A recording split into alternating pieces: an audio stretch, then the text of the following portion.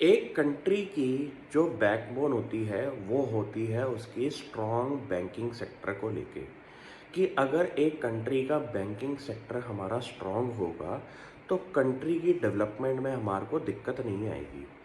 यही हो रहा है हमारी इंडियन इकॉनमी के साथ कि इंडियन बैंक्स ने पिछले 6 महीने में जो रिजल्ट्स दिखाए हैं उसके अंदर उन्होंने एक चीज़ ज़रूर दिखाई है कि उनकी लोन बुक बहुत तेज़ी से बढ़ रही है, जो कि इस टाइम पिछले 5 से 7 सालों में सबसे ज़्यादा ग्रोथ दिखा रही है। और उनका जो एनपीए है वो हमारा कम होता हुआ दिखाई दिया है।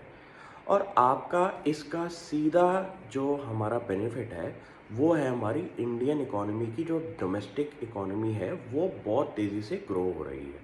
तो ये बात तो पक्की है कि इस टाइम इंडिया की क्रेडिट हेल्थ जो है वो बहुत बढ़िया है। और इंडिया के जो बैंकिंग स्टॉक्स हैं उनके अंदर आपने शेयर होल्डर रिटर्न भी पिछले 6 महीने में देखी होगी कि बहुत ज़्यादा दिखाई दी है।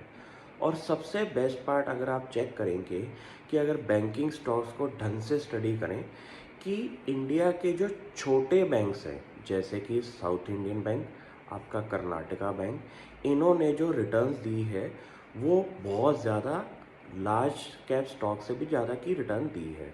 रीज़न भी कि वो पिछले कुछ सालों से जब इंटरेस्ट रेट कम हो रहे थे तो उनकी लोन बुक बहुत तेज़ी से बढ़ रही नहीं थी, लेकिन उनकी जो इंटरेस्ट कॉस्ट है और उनकी जो इंटरेस्ट लेंडिंग और डिपॉजिट की कॉस्ट है उसमें ज़्यादा फ़र्क नहीं था, जिसकी वजह से उनके प्रॉफिट मार्जिन जो हैं वो बढ़ नहीं रहे थे।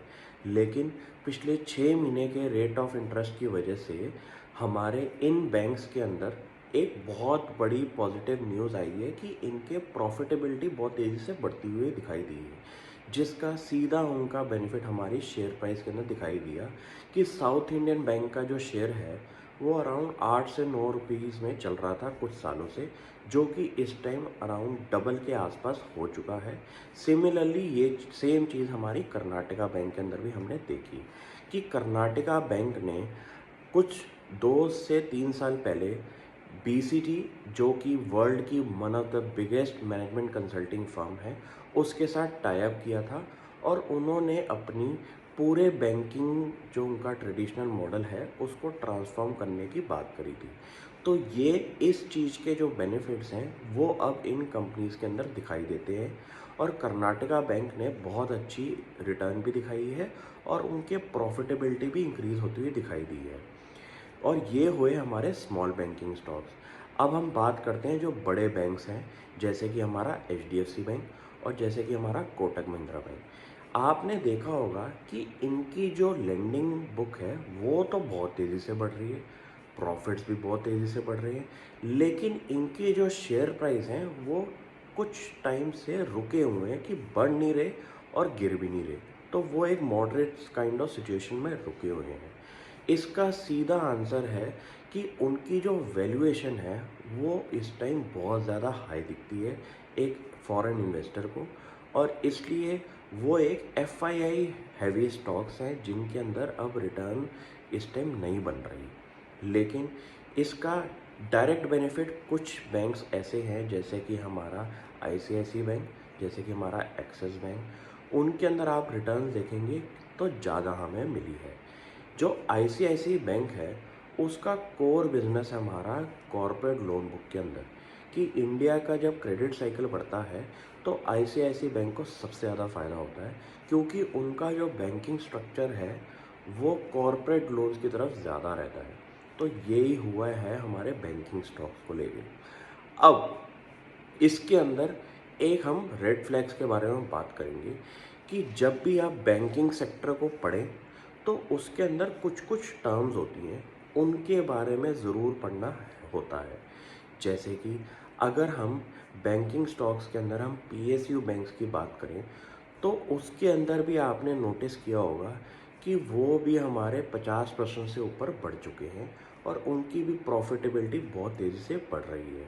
लेकिन इन बैंक्स की सबसे बड़ी प्रॉब्लम है कि जब क्रेडिट साइकिल आता है तो ये बैंक्स तो प्राइवेट सेक्टर बैंक से भी ज़्यादा प्रॉफिट दिखाते हैं, क्योंकि इनके साथ कुछ ऐसे बोरोवर्स भी जुड़ जाते हैं जिनकी क्रेडिट हिस्ट्री कुछ ज़्यादा अच्छी नहीं होती। लेकिन ये बैंक्स हमारे उन बोरोवर्स को भी पैसा देते हैं जिससे वापस जो पैसा आने की गुंजाइश है वो नहीं दिखती।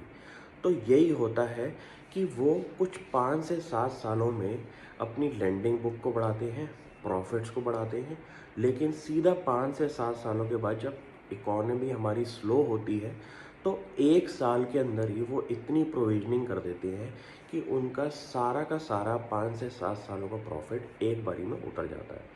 तो मैं कुछ इंडियन बैंक्स से जो हमारे पीएसयू बैंकिंग स्पेस के अंदर हैं, उनसे आपको दूर रहने की एक सलाह दूँगा।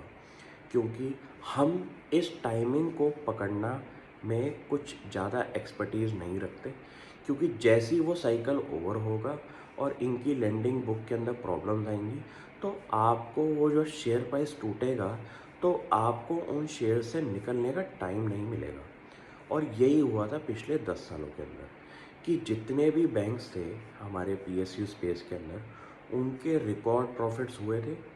लेकिन उन्होंने जब प्रोविजनिंग शुरू करी, तो उन्होंने पिछले 10 सालों से भी ज़्यादा का प्रॉफिट्स जो था उनका, वो प्रोविजनिंग से 1 साल में निकाल दिया।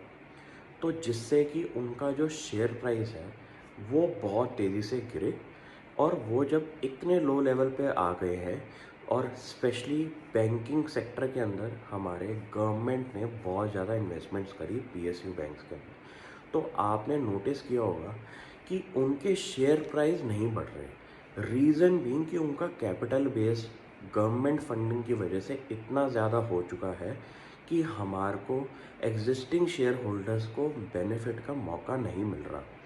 तो मेरी आपको ये एडवाइस रहेगी कि आप बैंकिंग सेक्टर में तो बहुत ज़्यादा पैसा बना सकते हैं, लेकिन अगर आप ऐसे बैंक्स पे इन्वेस्ट करें जिनकी लोन बुक ग्रेजुअली इंक्रीज़ हो रही है, और उनके रिटर्न ऑन एसेट्स हमारे जो कि बैंकिंग सेक्टर के अंदर मोस्ट इम्पॉर्टेंट फैक्टर होता है, वो 1.5 से 2% के आसपास का बन रहा है।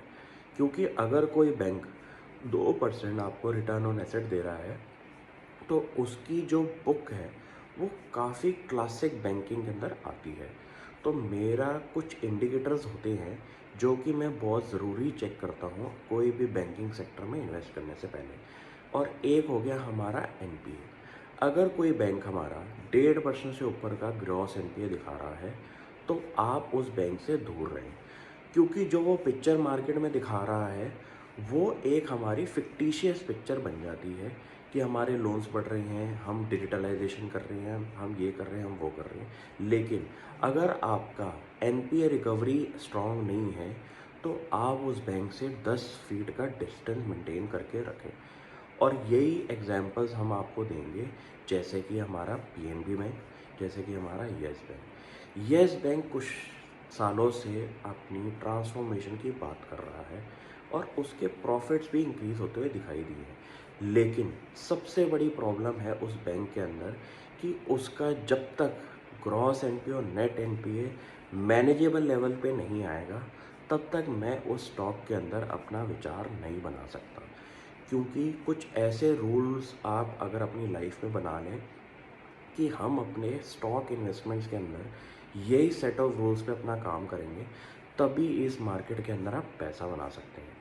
क्योंकि ये मार्केट सबको वेलकम करती है, लेकिन आने से पहले आप नहीं सोचते, जाने से पहले मार्केट सबसे पहले आपको निकाल देती है। क्योंकि आपके जो पोर्टफोलियो के अंदर अगर आपके कुछ ऐसे गलत स्टॉक्स होंगे, तो आपका इस मार्केट में प्रॉफिट कमाना बहुत मुश्किल हो जाता है, और कभी कभी तो आपकी एफडी जितनी रिटर्न भी स्टॉक मार्केट में नहीं बनती। तो कुछ रूल्स आप भी बनाएं, और उन रूल्स को फॉलो करें, और अपने आप से बैक टेस्ट करें कि इस बैंक में मैं पैसा अगर डालूँगा, तो मेरे को इसके अलावा कोई अच्छा बैंक मार्केट में दिख रहा है, तो उसको भी मैं फर्दर स्टडी करूँ। Thank you.